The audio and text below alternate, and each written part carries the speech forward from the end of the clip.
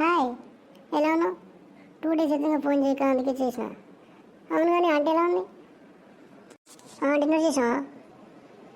నువ్వు ఈవినింగ్ ఖరాబ్ అయిపోయింది, వాషింగ్ మిషన్ చాలా ఇబ్బంది అయింది బట్టలు ఉతకడానికి. Okay bye. హలో పాండు, ఎట్లున్నావురా? ఎట్లున్నావు అంటే ఈరోజు ఎట్లా గడిచిందా? అసలు ఏమైంది నీకు? మమ్మీ ఎలా ఉందిరా? మమ్మీకి ఏమైందిరా?